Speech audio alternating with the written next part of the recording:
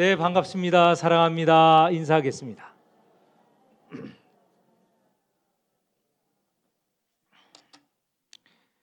오늘 이 본문에서 특별한 말, 때라는 단어가 있습니다.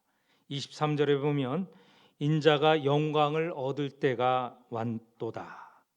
그리고 27절에 보면 지금 내 마음이 괴로우니 무슨 말을 하리요? 여 아버지여 나를 구원하여 이 때를 면하게 하여 주옵소서. 그러나 내가 이를 위하여 이 때에 왔나이다. 때에 관한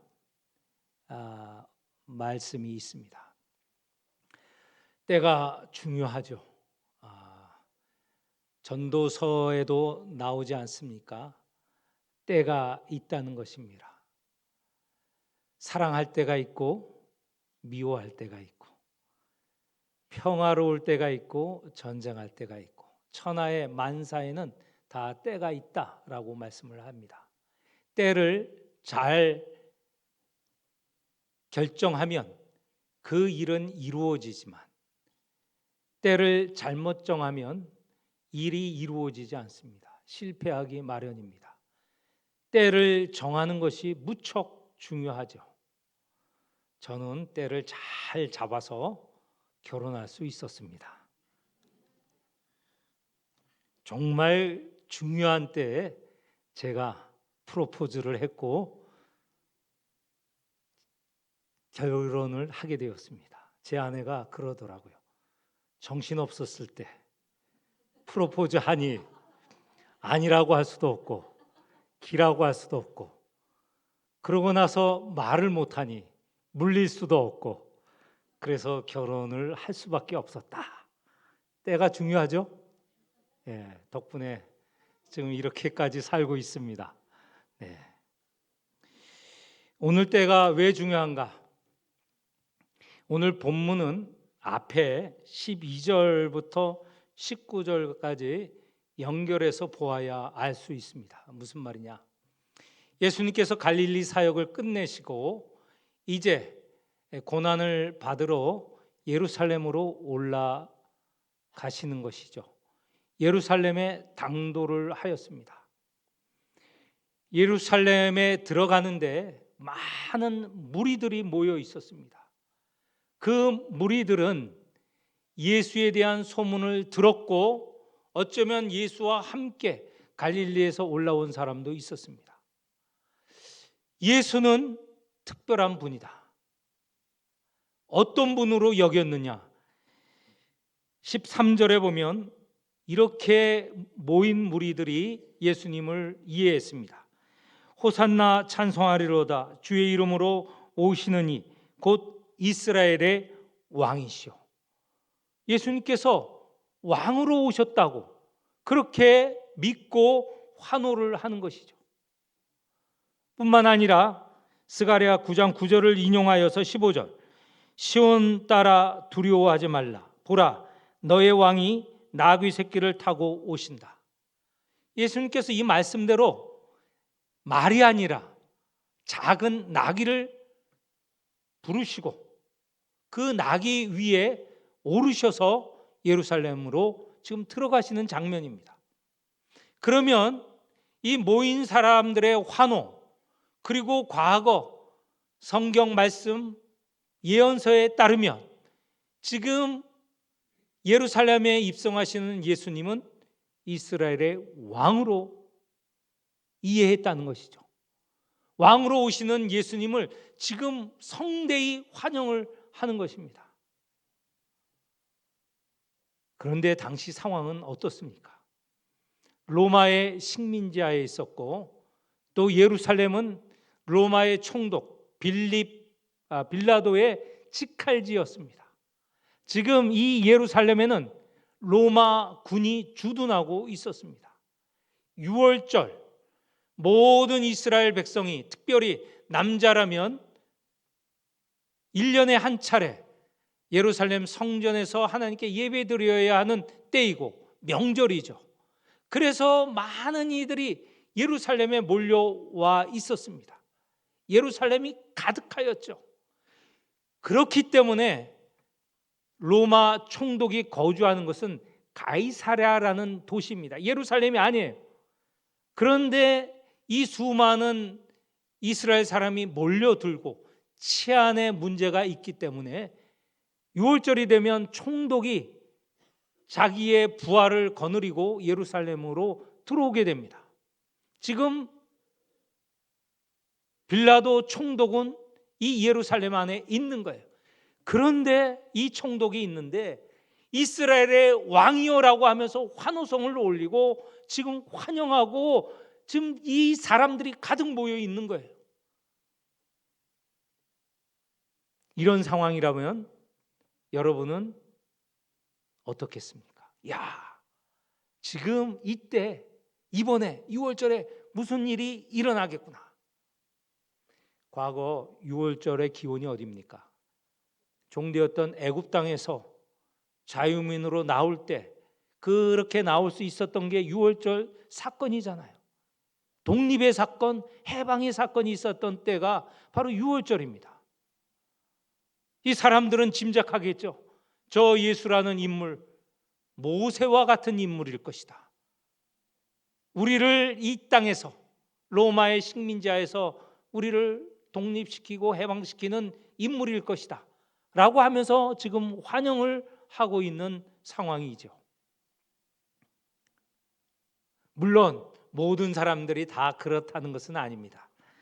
19절에 보면 바리새인들, 그들은 이 예수와 모인 사람들의 이 환호가 쓸데없는 일이라고도 말하고 있습니다. 예수님에 대해서 부정적인 생각을 가진 사람이 있지만 아무튼 지금 이 상황은 예수의 예루살렘 입성을 다 같이 환영하고 있는 것이죠. 거기다가 오늘 우리가 읽은 본문에 보면 헬라인도 등장합니다.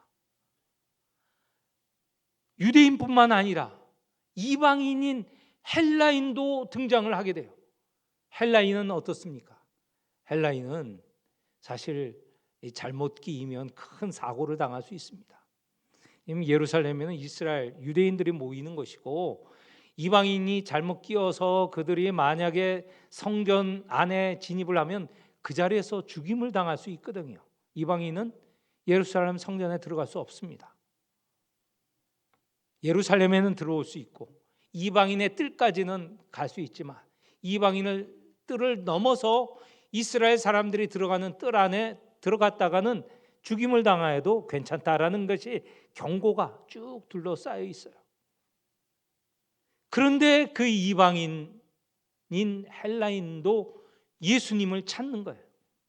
예수님의 제자 가운데 빌립이라는 인물이 있죠. 빌립에게 찾아가서 예수님을 만나게 해달라라는 것입니다. 빌립이라는 이름은요 헬라 이름입니다. 이스라엘 사람 이름이 아니에요. 헬라. 알렉산더 대왕 아시죠? 그 아버지 이름이 빌립이에요. 그 빌립의 이름을 갖고 있는 헬라 이름을 갖고 있는 사람, 아마 이 자기들과 같이 헬라 이름을 갖고 있으니 헬라 사람이 빌립에게 찾아가서 예수를 만나게 해달라는 거예요. 자, 그러면 지금 이 상황이 어떻습니까? 이스라엘 유대인들 환영하죠. 심지어는 이방인도 예수를 찾고 있는 거예요. 바야흐로 지금 무슨 변화의 시기, 이 혁명의 시기라고 할 수 있을까요? 이런 시기가 된 겁니다. 이미 제자들도 앞에서 여러 차례 고백을 하였죠. 예루살렘 들어오기 전에 선생님이 예루살렘에서 영광 중에 임하시면, 그게 무슨 말입니까? 예루살렘에서 이스라엘의 왕으로 등극하시게 되면 우리를 좌우에 앉게 하여 주십시오. 우리를 높은 자리에 앉게 하여 주십시오. 우리를 특별 취급해 주십시오. 이 제자들도 새로운 변화, 혁명을 기대하고 있었던 것이죠. 지금 바야흐로 때는 로마를 뒤집고 새로운 나라, 새로운 시대를 갈망하고 있었던 때이죠.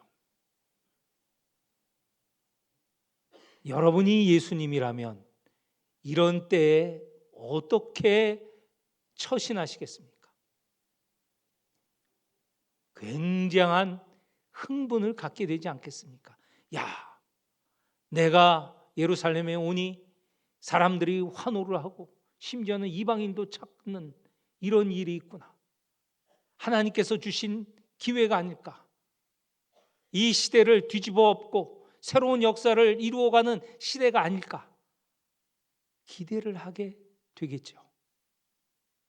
이미 앞에 오병이어의 사건 아시죠?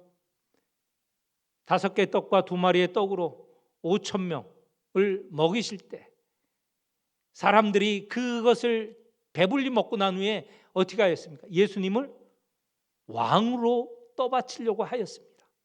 그런 시기도 있었거든요. 그런데 이제는 결정적인 순간이에요. 때가 이른 거예요. 사람들이 보기에 때가 이른 거예요. 예수는 왕으로 우리가 모시자.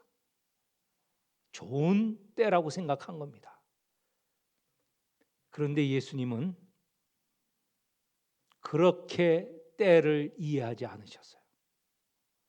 이때에 왕으로 오르는 때가 아니고 이때는 고난을 받을 때다 라고 언급을 하세요. 독특한 말이 있습니다. 23절에 인자가 영광을 얻을 때가 왔도다. 말 뜻은 이 모든 사람의 요구대로 왕위에 오를 것 같은 내용입니다. 아, 예수님도 이 때를 기다리시고 영광을 받으시려고 하는구나 하는 기대감이 있는데, 이어서 말씀하시는 것은 그런 사람들이 생각하는 영광의 때와는 전혀 다른 말씀을 하십니다. 먼저는 한 알의 밀알 이야기를 하십니다. 밀알이 땅에 들어가 죽어져야 많은 열매를 맺을 수 있다. 아니, 지금 열매를 많이 맺는 시기가 되었다. 여기에 이것을 주로 강조하셔야 되는데 거기서 그 내용은 뭡니까? 한 알의 밀알이 땅에 들어가 어떻게 돼요? 죽어야. 죽는 것을 강조하시는 거예요. 또 다른 이야기. 자기의 생명을 사랑하는 자는 그 생명을 잃어버릴 것이고 자기의 생명을 미워하는 자가 영생토록 보존하리라. 여기도 보면 생명을 어떻게 해요? 미워해야 된다는 것에 강조를 둡니다. 생명을 미워한다는 게 무엇입니까? 생명을 던지는 얘기죠. 자기 자신을 죽이는 이야기죠. 이상한 얘기를 하시는 거예요. 섬기는 얘기가 또 이어집니다. 26절에 보면 사람이 나를 섬기려면 나를 따르라. 나 있는 곳에 나를 섬기는 자도 거기 있으리라. 사람이 나를 섬기면 내 아버지께서 그를 귀히 여기시리라. 섬김에 대해서 말씀하고 있습니다. 세상의 왕들은요, 섬김을 받는 거예요. 그런데 섬김을 받는다는 것을 말씀하지 않으시고 섬긴다는 말씀을 하세요. 이미 여러분, 우리는 알고 있습니다. 섬긴다는 것, 이게 굉장히 존경받을 만한, 대우받을 만한 말이 아니고, 이 섬긴다는 것은요, 부끄러운 얘기고 하대받는 말이에요. 나는 섬기는 자이다. 섬기는 자는 디아코노스라는 거예요. 이 우리말로 바로 바꿔보면 종이에요, 종. 예수님께서 나는 종이다 이렇게 말씀하셨어요. 디아코노스 종은 뭘 하느냐?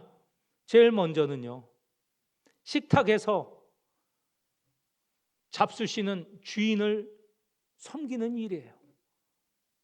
음식이 모자라는지, 물이 부족한지, 포도주가 부족한지 살피고 충분히 채워놓고, 또 그 상에 흘린 것이 있으면 행주로 깨끗하게 하는 일, 주인이 다 잡수실 때까지 옆에서 봉사하는 사람이 바로 예수님께서 나는 섬기는 자다 할 때 그 섬기는 자입니다.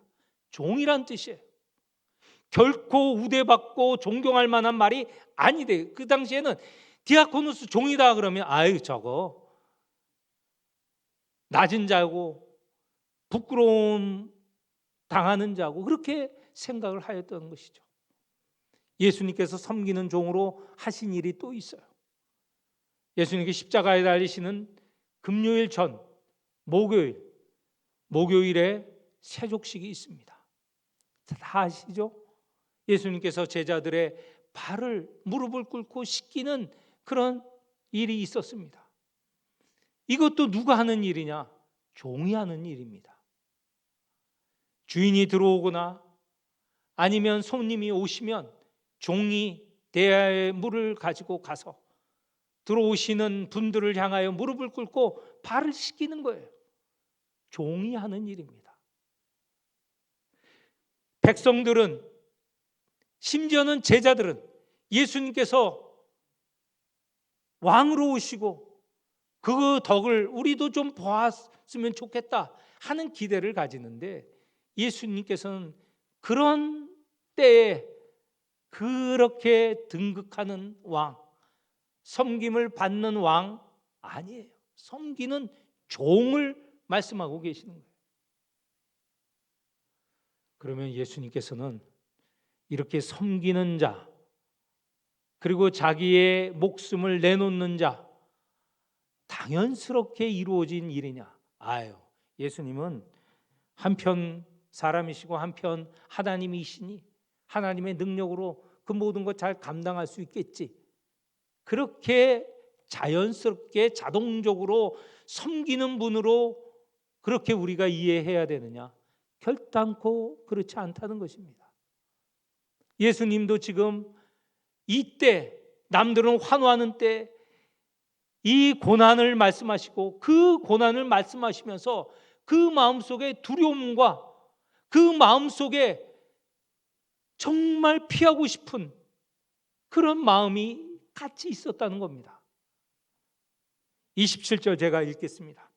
지금 내 마음이 괴로우니 무슨 말을 하리요? 아버지여 나를 구원하여 이때를 면하게 하여 주옵소서. 그러나 내가 이를 위하여 이때에 왔나이다. 이 말씀은 겟세마네에서 기도한 내용 아닙니까? 요한복음에는 겟세마네 기도를 구체적으로 그 사건을 제자들이 함께하고 제자들은 함께 기도하지 못하였다, 이런 사건을 기록하지는 않았어도 이 말씀을 통하여서 예수님의 겟세마네 기도가 얼마나 고통스럽고 피하고 싶은 일이었던가 드러내고 있습니다. 고난을 얘기하셨지만 이 고난을 피하고 싶으신 거예요. 이 고난을 피하고 싶으신 거예요. 내 마음이 괴롭다, 고통스럽다라는 것이죠. 그래서 이때 남들은 저렇게 환호하고 즐거워하고 기대하는 이때 나는 죽어야 하는 상황, 이때 피하고 싶습니다. 그러나 분명하게 결단하십니다. 그러나 내가 이를 위하여 이때에 왔나이다. 예수님께서는 당신이 이 땅에 오신 목적, 그것을 피하지 않으셨습니다. 마지막에는 선택하셨어요. 마가복음 10장 45절에 보면 인자가 온 것은 섬김을 받으려 함이 아니고 섬기려 하고 많은 사람들을 위한 대속물로 주기 위해서 오셨다고 하시지 않았습니까? 이 고난, 십자가, 죽음 피하지 않겠다라고 결단을 하십니다. 이 결단에 다른 공간복음 마태, 마가, 누가복음에는 없지만 요한복음에 있는 독특한 음성이 있습니다. 하나님의 음성입니다. 먼저 예수님께서 이렇게 기도하시면서 28절에 아버지여 아버지의 이름을 영광스럽게 하옵소서 하니 하나님께서 이렇게 응답하십니다. 내가 이미 영광스럽게 하였고 또다시 영광스럽게 하리라. 이 영광은요 다 섬김, 고난과 연결이 되어 있습니다. 이미 영광스럽게 하였고 앞으로 영광스럽게 할 것이다. 무슨 뜻입니까? 예수님께서 지금까지 이 자리에까지 오시기까지 얼마나 많은 수고와 겸손한 삶을 사셨습니까? 예수님께서는 병자를 만나 병을 고쳐주셨고 귀신 들린 자를 만나 귀신을 내쫓으시고 굶주린 자를 만나 그들을 배불리 먹이셨고, 하나님의 말씀, 권위 있는 말씀을 선포하셨고, 그렇지만 어디 한번 대가를 받으셨습니까? 대우를 받으셨습니까? 아니면 보답을 받으셨습니까?